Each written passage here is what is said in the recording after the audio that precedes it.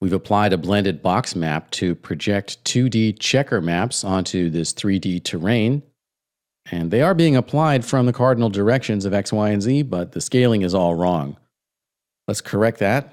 I'll go into the material editor and go into the blended box map parameters, double click on that. And most significantly, we have the map scale here. And that's a percentage value. It's set to 100% by default. And that means that, for example, the blue checker is going to tile exactly once across the entire surface. So it's showing one tile in the preview here. And with a map scale of 100, then we'll get one tile across the surface in X and Y. Well, let's set that to a value of 1%. And what we expect now is we're going to get a lot smaller tiling. Let's do a render, click on Render Production. And indeed, that's the result that we get. The tiles are much smaller now. But look closely, we can see that the red tiles are stretching funny, and the green tiles are so small that they're almost a solid mass.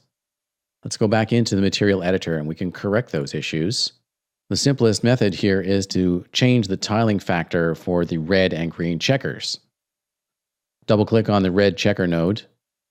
In its parameters, set the V tiling value to 0.15. And likewise with green checker, double-click that and set its V tiling to 0.15. And we'll do another render production. And now the red and green tiles are not stretching funny. They're sized appropriately for the height of the object. And we can now apply that to a more realistic situation. Instead of a checker map, I've got some noise and gradient ramps we can apply to the surface. Back in the material editor, delete the connections to the checker maps. Just draw a rectangle around those wires. They'll be highlighted in white. Press the delete key. Select those checker maps and move them out of the way. You can navigate with the middle mouse button. Zoom out a bit with the mouse wheel. And over here, I've got some gradient ramps that are being driven by noise or smoke textures. So let's select all of these, then move them closer to the blended box map and make those connections.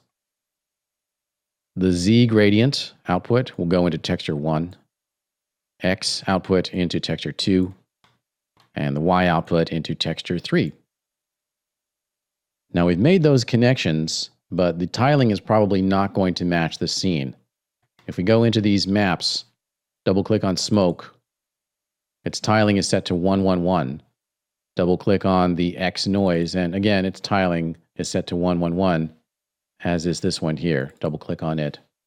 Those are all Unity tiling. Well, we'll do a render production now and see what that looks like. It's looking pretty interesting. We're getting more or less the result that we want. I've got a noise map here on the sides of these mesas, and I want to squash that down, so I'll have more of these repeats here. But I want to maintain the texture here on the mesa floor.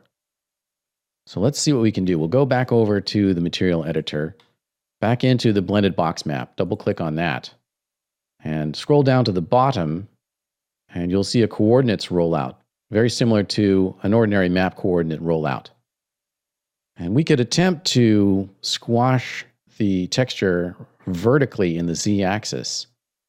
We could set the Z tiling here to a higher number, let's say 10. And then do a test render. And it looks pretty interesting, although it's not the result that I wanted to achieve. Remember, I wanted the valley floor to remain the same.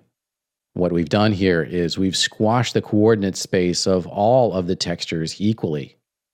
Well, I want to deal with them separately, so we'll set the tiling in Z back to its default of 1. And then go into these individually.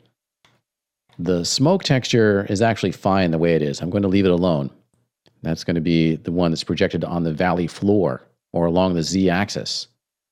Double-click on the X noise, which is the left and right noise.